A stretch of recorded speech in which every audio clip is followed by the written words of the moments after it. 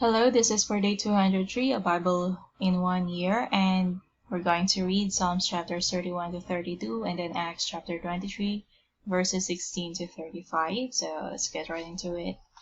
Psalms chapter 31. In thee, O Lord, do I put my trust. Let me never be ashamed. Deliver me in thy righteousness. Bow down thine ear to me, deliver me speedily. Be thou my strong rock, for an house of defense to save me. For thou art my rock and my fortress, therefore for thy name's sake lead me and guide me. Pull me out of the net that they have laid privily for me, for thou art my strength. Into thine hand I commit my spirit, thou hast redeemed me, O Lord God of truth. I have hated them that regard lying vanities, but I trust in the Lord. I will be glad and rejoice in thy mercy, for thou hast considered my trouble. Thou hast known my soul in adversities, and hast not shut me up into the hand of the enemy. Thou hast set my feet in a large room. Have mercy upon me, O Lord, for I am in trouble. Mine eye is consumed with grief, yea, my soul and my belly. For my life is spent with grief, and my years with sighing. My strength faileth because of mine iniquity, and my bones are consumed. I was a reproach among all mine enemies, but especially among my neighbors, and a fear to mine acquaintance. They that did see me without fled from me. I am forgotten as a dead man out of mind. I am like a broken vessel, for I have heard the slander of many. Fear was on every side. While they took counsel together against me, they devised to take away my life. But I trusted in thee, O Lord. I said, Thou art my God. My times are in thy hand. Deliver me from the hand of mine enemies, and from them that persecute me. Make thy face to shine upon thy servant. Save me for thy mercy's sake. Let me not be ashamed, O Lord, for I have called upon thee. Let the wicked be ashamed, and let them be silent in the grave. Let the lying lips be put to silence, which speak grievous things proudly and contemptuously against the righteous.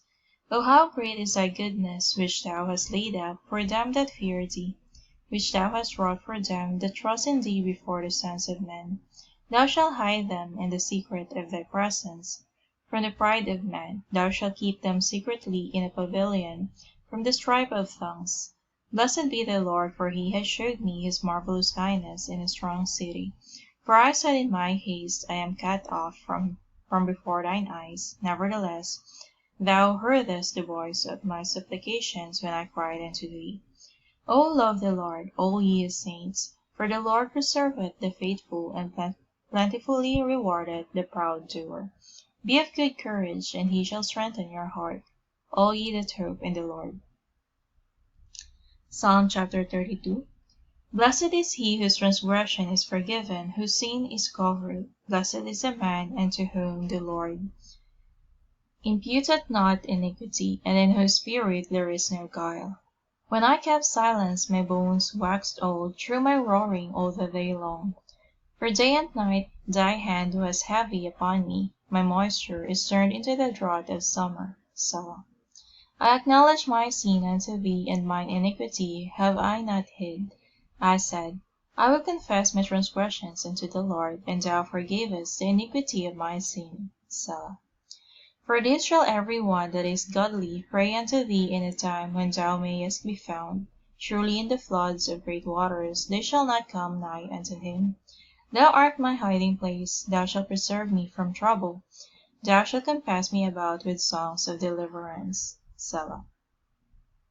I will instruct thee and teach thee in the way which thou shalt go. I will guide thee with mine eye. Be ye not as a horse or as a mule, which have no understanding, whose mouth must be held in with bit and bridle, lest they come near unto thee. Many sorrows shall be to the wicked, but he that trusteth in the Lord, mercy shall compass him about.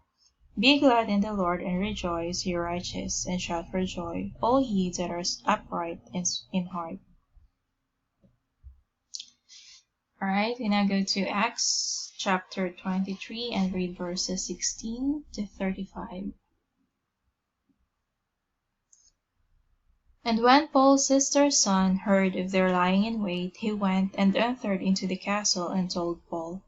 Then Paul called one of the centurions unto him, and said, Bring this young man unto the chief captain, for he had a certain thing to tell him.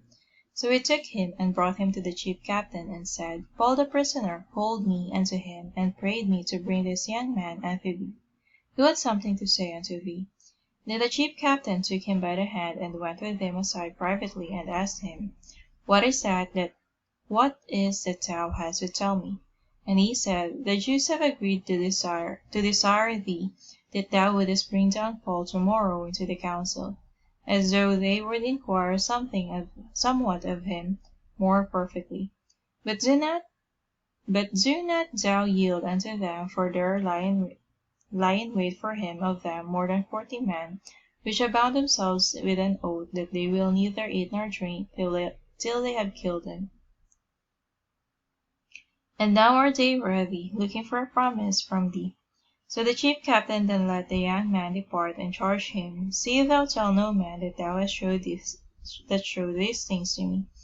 And he called unto him 2 centurions, saying, Make ready 200 soldiers to go to Caesarea, and horsemen 70, and spearmen 200, at the 3rd hour of the night.